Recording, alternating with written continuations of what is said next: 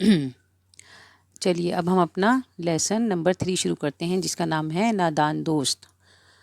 केशव के घर में एक कारनस के ऊपर एक चिड़िया ने अंडे दिए थे। केशव और उसकी बहन श्यामा दोनों बड़े गौर से चिड़िया को वहां आते जाते देखा करते।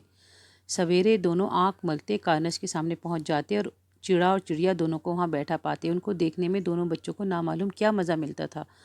दूध और जलेबी की भी सुध नहीं रही थी। दोनों के दिल में तरह तरह के सवालात उठते। अंडे किस रंग के होंगे, कितने होंगे, क्या खाते होंगे, इनमें से बच्चे किस तरह निकल आएंगे, बच्चों के पर कैसे निकलेंगे, घोंसला कैसा है। लेकिन इन बातों का जवाब देने वाला कोई ना था। न अम्मा को घर के काम धंधे से फुर्सत थी, ना बाबूजी को पढ़ने लिखने से। दोनों बच्चे आपस में सवाल जवाब करके अपने दिल को तसल्ली दे लिया करते थे। श्यामा कहती, क्यों भैया, बच्चे निकलकर फुर से उड़ जाएंगे। केशव आलिमाना गुरूर से कहता, है री पगली, पहले पर निकलेंगे, बगैर परों के बेचारे कैसे उड़ जाएंगे। श्यामा, बच्चों को क्या खिलाएगी बेचारी। केशव इस पेचीदा सवाल का जवाब कुछ न दे सका था। इस तरह 3-4 दिन गुजर गए। दोनों बच्चों की ख्वाहिश तहकीकात दिन ब दिन बढ़ती जाती थी। अंडों को देखने के लिए वो बेताब हो उठे थे। उन्होंने कयास किया, अब ज़रूर बच्चे निकल आए होंगे। बच्चों के चारे का सवाल अब इनके सामने खड़ा हुआ। चिड़िया बेचारी इतना दाना कहाँ पाएगी कि सारे बच्चों का पेट भरे। गरीब बच्चे भूख के मारे चू चू करके मर जाएंगे। इस मुसीबत का अंदाज़ा करके दोनों ने फैसला किया कि कारनस पर थोड़ा सा दाना रख दिया जाए। श्यामा खुश होकर बोली, तब तो चिड़ियों को चारे के लिए कहीं उड़कर ना जाना पड़ेगा। केशव, नहीं, तब क्यों जाएगी। श्यामा, क्यों भैया, बच्चों को धूप ना लगती होगी। केशव का ध्यान इस तकलीफ़ की तरफ ना गया था। वो बोला, ज़रूर तकलीफ़ होती होगी, बेचारे प्यास के मारे तड़पते होंगे, ऊपर साया भी नहीं। आखिर ये फैसला हुआ कि घोंसले के ऊपर कपड़े की छत बना दी जाए। पानी की प्याली और चावल रख देने की तजवीज़ मंजूर हो गई। दोनों बच्चे बड़े शौक से काम करने लगे। श्यामा माँ की आंख बचाकर मटके से चावल निकाल लाई। केशव ने पत्थर की प्याली का तेल चुपके से ज़मीन पर गिरा दिया और उसे खूब साफ करके उसमें पानी भरा। अब चांदनी के लिए कपड़ा कहाँ से आए। फिर ऊपर बगैर छड़ियों के ठहरेगा कैसे। ऊपर छड़ियाँ खड़ी कैसे होंगी। केशव बड़ी देर तक इसी उधेड़बुन में रहा। आखिर उसने मुश्किल भी हल कर ली। श्यामा से बोला, जाकर कूड़ा फेंकने वाली टोकरी उठा लाओ, अम्मा को मत दिखाना। श्यामा दौड़कर टोकरी उठा लाई।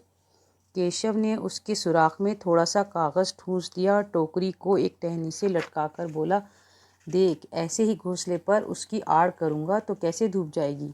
श्यामा ने दिल में सोचा, भैया कैसे चालाक हैं। गर्मी के दिन थे, बाबूजी दफ्तर गए हुए थे। माँ दोनों बच्चों को सुलाकर खुद सो गई थी, लेकिन दोनों बच्चों की आंखों में नींद कहाँ। अम्मा जी को बहलाने के लिए दोनों दम रोके आंखें बंद किए मौके का इंतज़ार कर रहे थे। जूँ ही मालूम हुआ कि अम्मा जी अच्छी तरह सो गई हैं, दोनों चुपके से उठे और बहुत आहिस्ता से दरवाजे की सटकनी खोलकर बाहर निकल आए।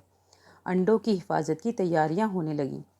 केशव कमरे से जाकर एक स्टूल उठा लाया, लेकिन उससे काम न चला तो नहाने की चौकी लाकर स्टूल के नीचे रखी और डरते डरते स्टूल पर चढ़ा। श्यामा दोनों हाथों से स्टूल पकड़े हुए थी। स्टूल चारों टांगे बराबर ना होने की वजह से जिस तरफ ज़्यादा दबाव पाता था, ज़रा सा हिल जाता था।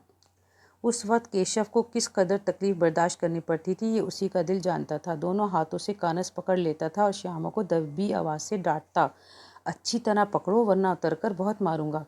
मगर बेचारी श्यामा का दिल तो ऊपर कारनस पर था। बार बार उसका ध्यान उधर चला जाता और हाथ ढीले पड़ जाते। केशव ने जूं ही कारनस पर हाथ रखा, दोनों चिड़ियाँ उड़ गईं। केशव ने देखा कि कारनस पर थोड़े से तिनके बिछे हुए हैं। इस पर 3 अंडे पड़े हुए हैं। जैसे घोंसले उसने दरख्त पर देखे थे, वैसा कोई घोंसला नहीं है। श्यामा ने नीचे से पूछा, बच्चे हैं भैया। केशव, 3 अंडे हैं, बच्चे अभी तक नहीं निकले। श्यामा, ज़रा हमें दिखा दो भैया कितने बड़े हैं। केशव, दिखा दूंगा, पहले ज़रा झंडी लेकर आ, नीचे बिछा दूं, बेचारे अंडे तिनकों पर पड़े हैं। श्यामा दौड़कर अपनी पुरानी धोती फाड़कर एक टुकड़ा लाई। केशव ने झुककर कपड़ा ले लिया और उसे तह करके एक गद्दी बनाई और उसे तिनकों पर बिछाकर तह करके तीनों अंडे उस पर रख दिए। श्यामा ने फिर कहा, हमको भी दिखा दो भैया। केशव, दिखा दूंगा, पहले ज़रा वो टोकरी तो दे, ऊपर साया तो कर दूं। श्यामा ने टोकरी नीचे से थमा दी और बोली, अब तुम उतर आओ, मैं भी देखूं। केशव ने टोकरी को एक टहनी से लगाकर कहा, जा दाना और पानी की प्याली ले आ, मैं उतर आऊँगा तो तुझे दिखा दूंगा। श्यामा प्याली और चावल भी ले आई। केशव ने टोकरी के नीचे दोनों चीज़ें रख दी और आहिस्ता से उतर आया। श्यामा ने गिड़गिड़ा कर कहा, अब हमको भी चढ़ा दो भैया। केशव, तू गिर पड़ेगी। श्यामा, ना गिरूंगी भैया, तुम नीचे से पकड़े रहना। केशव, कहीं तू गिरा पड़ी तो अम्मा जी मेरी चटनी ही कर डालेंगी, कहेंगी तूने ही चढ़ाया था, क्या करेगी देखकर। अब अंडे बड़े आराम से हैं, जब बच्चे निकलेंगे तो उनको पालेंगे। दोनों परिंदे बार बार कार्नस पर आते थे और बगैर बैठे ही उड़ जाते थे। केशव ने सोचा हम लोगों के डर से ये नहीं बैठते। स्टूल उठाकर कमरे में आया, चौकी जहाँ की थी वहीं रख दी। श्यामा ने आंख में आंसू भरकर कहा, तुमने मुझे नहीं दिखाया, अम्मा जी से कह दूंगी। केशव, अम्मा जी से कहेगी तो बहुत मारूंगा, कह देता हूँ।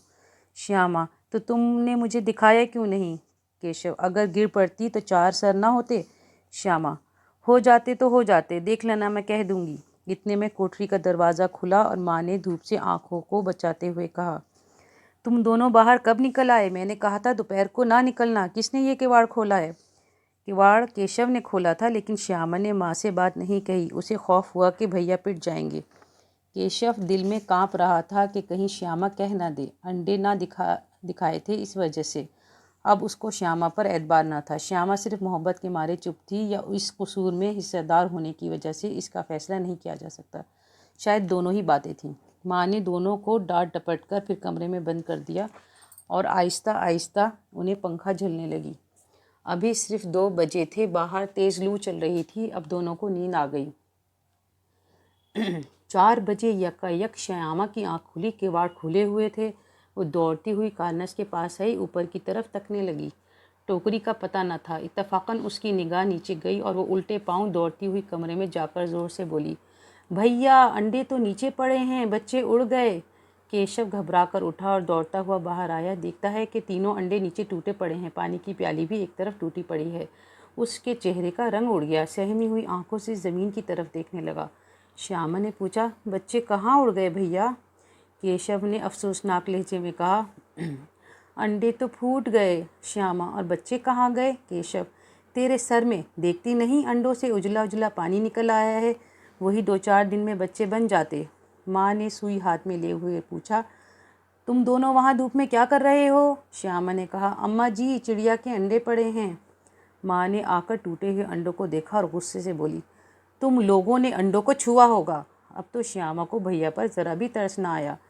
उसी ने शायद अंडों को इस तरह रख दिया था कि वो नीचे गिर पड़े, उसकी सज़ा उन्हें मिलनी चाहिए। उन्होंने अंडों को छेड़ा था अम्मा जी। माँ ने केशव से पूछा, क्यों रे केशव, भीगी बिल्ली बना खड़ा है, तू वहाँ पहुँचा कैसे? श्यामा, चौकी पर स्टूल रखकर चढ़े थे अम्मा जी। केशव, तू उसको थामे नहीं खड़ी थी? श्यामा, तुम ही ने तो कहा था। माँ, तू इतना बड़ा हो गया, तुझे नहीं मालूम छूने से चिड़िया के अंडे गंदे हो जाते हैं, चिड़िया फिर उन्हें नहीं सेती। श्यामा ने डरते डरते पूछा, तो क्या चिड़िया ने अंडे गिराए हैं अम्मा जी? माँ, और क्या करती, केशव के सर उसका पाप पड़ेगा। हा 3 जाने ले ली दुष्ट ने। केशव रोनी सूरत बनाकर बोला, मैं तो सिर्फ अंडों को गद्दी पर रख दिया था अम्मा, मैंने तो सिर्फ अंडों को गद्दी पर रख दिया था अम्मा। माँ को हंसी आ गई, मगर केशव को कई दिन तक अपनी गलती का अफसोस रहा। अंडों की हिफाजत करने के ज़ोम में उसने उनका सत्यानाश कर डाला। उसको याद करके कभी कभी वो रो पड़ता। दोनों चिड़ियाँ फिर वहाँ ना दिखाई दी।